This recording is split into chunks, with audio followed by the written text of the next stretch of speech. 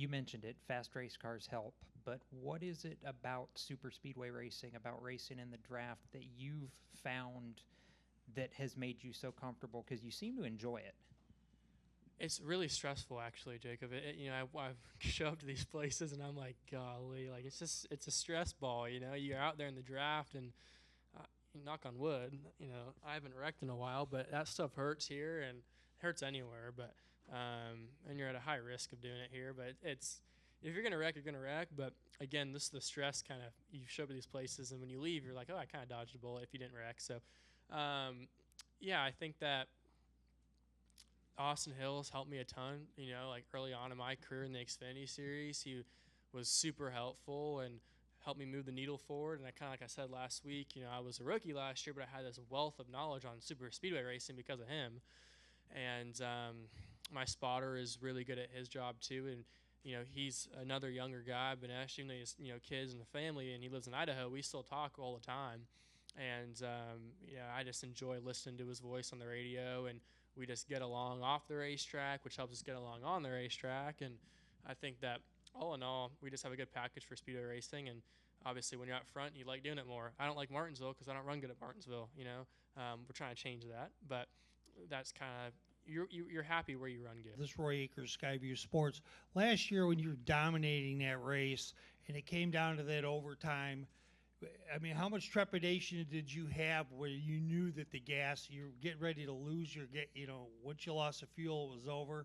Did you, what was going through your mind those last couple laps? I mean, I think you wanted the race to be over, but with the overtime carrying it over, did you think that you weren't really going to carry it through or what? Yeah, I was obviously a little sour at some of the forward stopping on the racetrack and bringing out the caution, but at the same time, like, so I have this kind of thought process where I feel like, say I go run second. I ran second at Phoenix last year to Chandler, I think, who won the race, and I was kind of upset with myself because I feel like I let one go there. I feel like if I could redo it, I would win the race. But and I was a little upset to run second. I finished, 38th or whatever here last year because we ran out of fuel, and I was, over the moon. I was excited. I was happy because we did all we could that day, and I did everything that I knew how to do to succeed on that day. And yeah, it didn't work out. It wasn't in God's plan, but that taught me a lot of lessons. That was what helped me win the race at Talladega, learning how to save fuel, and could even come into play this weekend, right? Even with the shorter stage on stage 3.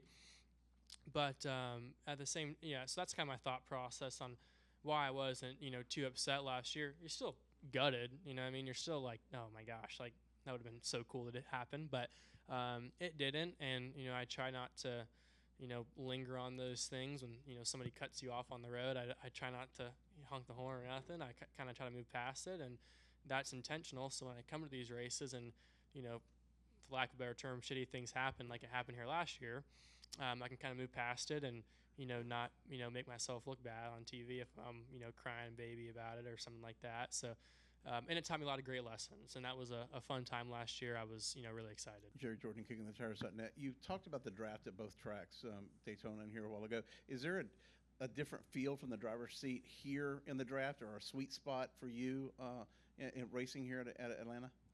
Yeah, the sweet spot's definitely out front, but it's all different.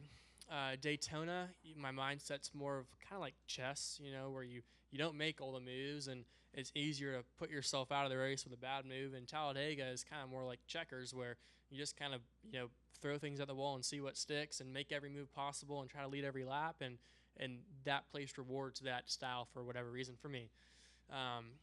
This place, I don't know. So one thing I'll say is that the spring race at Atlanta and the fall race at Atlanta are two completely different races. Like, it's not even close to the same race. We come here tomorrow night, I'll feel like it's a speedway race. When we come back in the fall, I feel like it's an intermediate race where we're just in the gas a lot. Like, it's completely different. The grip level is totally different because of the temperature, right? And when it's colder out, there's more air density, so you have a lot more downforce too. So all these things together make for totally different races. And for me, I just try to get out front and then control the lanes, and I have a good knack for that for whatever reason, and my spotter's really good at that too. And obviously passing cars is harder, so you kind of make up time on pit road and on lane choice on restarts, and you don't want to be the guy that makes all the moves here, because in the spring that can bite you. In the fall it might be a little bit better, but in the spring sometimes you kind of have to let the other people do that, and then you kind of just go one spot at a time to the front. Where it gets tricky is when you need stage points, and then you kind of got to, let the cat loose and just see what works. And if it doesn't work, then you don't get stage points, but you weren't going to get any anyway. And on the off chance that it works, then you feel good about it.